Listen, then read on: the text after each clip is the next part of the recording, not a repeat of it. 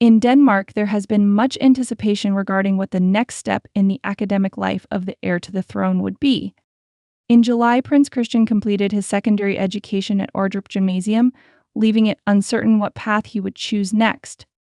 Some voices suggested that, like some of his peers, such as Princess Leonor or Princess Elizabeth of Belgium, he would pursue a military education, while others speculated that he would start university studies.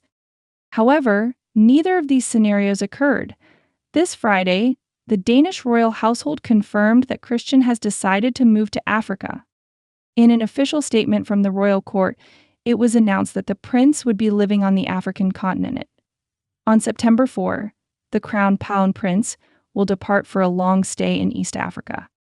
There, the crown prince will participate in the daily work of 2 farms, which 2 will include, among other things, practical and administrative tasks, as well as provide the crown prince with an understanding of local nature conservation, the statement said.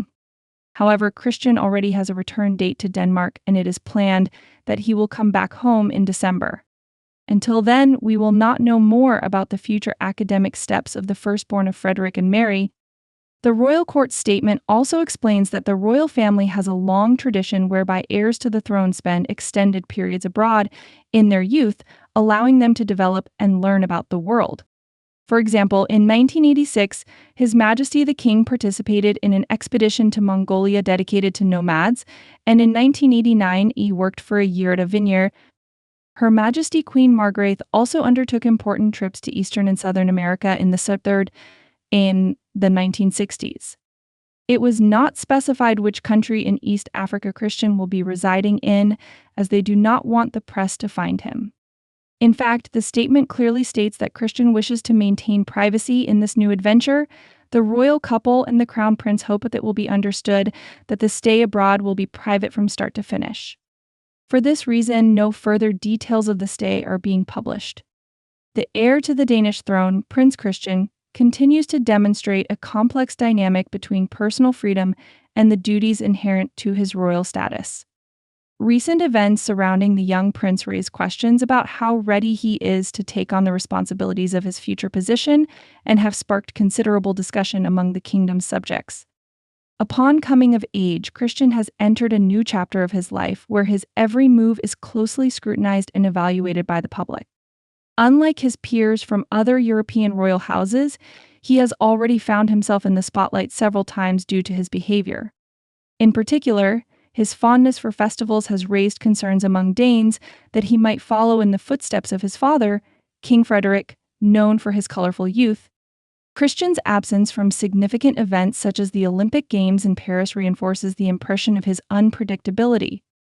While other heirs to the throne actively supported their athletes, he chose to appear only on the last day, seemingly more out of necessity than genuine interest.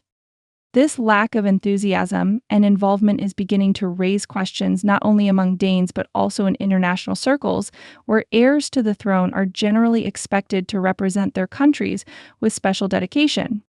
Of course, comparisons with his father, Frederik of Denmark, are inevitable.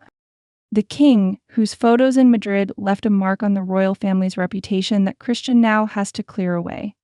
During those challenging times, it was the young heir who took on the responsibility of being the face of the royal house when his father and mother went to Australia to escape the press's attention. It was then that Christian first demonstrated his readiness to take a central role in the monarchy, but in recent months his actions have evoked very different feelings among Danes. Some view his behavior as natural for his age, a desire to enjoy youth and freedom. However, the life of an heir to the throne comes with duties and obligations to the people and the state. As part of a new generation of future European leaders, Christian faces a choice. He can either embody stability and dignity, or his name may become associated with rebellion and freedom, which could complicate his ascent to the throne. While the Danish royal family seems to prefer staying out of the limelight, avoiding unnecessary attention, society is increasingly starting to demand clarity and consistency from its monarchs. People want to see leaders they can look up to, especially when it comes to those who will rule their country in the future. And although Christian is still young and has time to find a balance between his desires and duties, it is already becoming evident that this path will not be easy.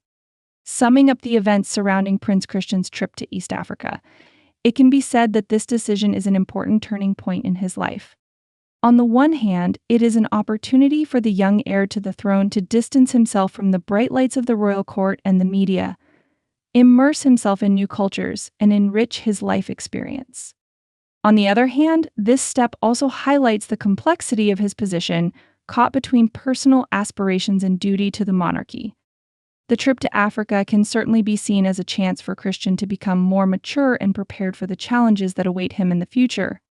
His involvement in the daily work on farms and in nature conservation programs can provide him with an understanding of the importance of ecological sustainability and social contribution, which will be a valuable lesson for a future leader.